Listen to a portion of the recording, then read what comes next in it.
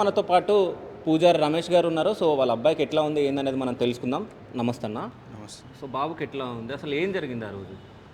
ఆ రోజు నేను టెంపుల్‌లో పని చేస్తున్నా. ఆ, నా క్రమంలో నేనున్నా.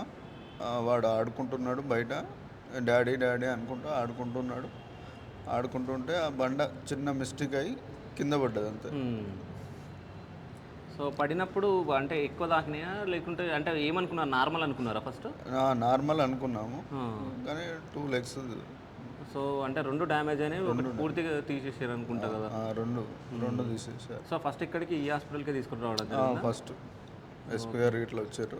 ఓకే. వాళ్ళే కేర్ తీసుకుంటున్నారు. సిఏ గారు ఎప్పటికప్పుడు ఇక్కడనే ఉంటున్నారు. ఓకే. సో ఏమన్నారు డాక్టర్లు అసలు?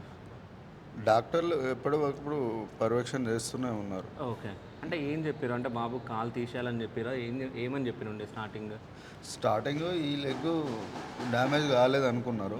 బట్ ఈ లెగ్ రైట్ లెగ్ అయిపోయింది. లెఫ్ట్ లెగ్ రాడ్స్ వేసారు. నేనే వద్దని చెప్పాను.